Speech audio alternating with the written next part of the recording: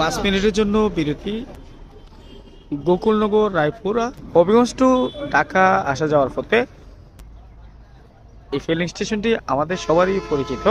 এখানে আসার পর আমাদের দিগন্ত মডার্ন মন যে গাড়িগুলো ঢাকায় যাতায়াত করে এগুলো 5 মিনিটের জন্য বিরতি দেয়। রায়পুরাতে সবজির মেলা দেখা যায়, আর এখানে তারা সবজি চাষ করে।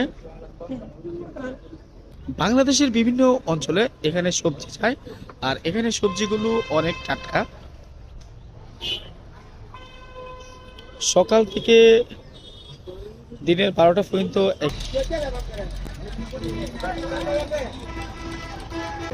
5 মিনিটের মধ্যে চা পান করতে হবে, আর আমার আবার চলে যেতে হবে আমার বাস অপেক্ষমান। আর রায়পুরাতে এই সবজির যদি হাট দেখতে চান অবশ্যই এখানে আসতে পারেন।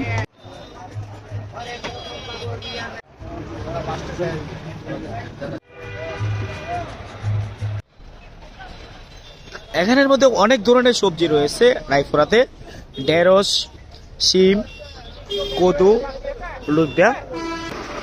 আর এখানের সবজিগুলো খুবই তরতাজা, যারা এখান থেকে কেনাকাটা করবেন অনেক সুন্দর সুন্দর সবজি এখান থেকে কিনতে পারবেন। এটা হচ্ছে এক ধরনের হাইব্রিড উরি বা সিম।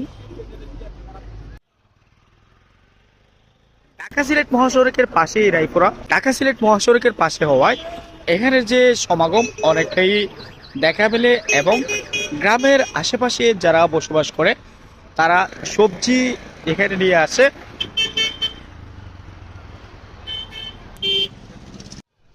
রায়পুরাতে আসার পর সবজির বাজার দেখতে পেলাম।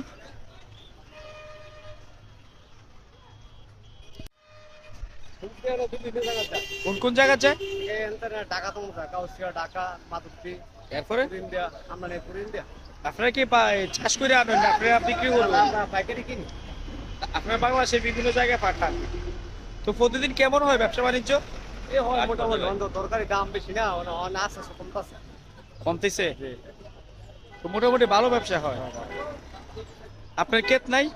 না না, আমরা পাইকারি কিনে এই এলাকায় বেশিরভাগ মানুষ কৃষিকাজের সাথে জড়িত। বেশিরভাগ আমরা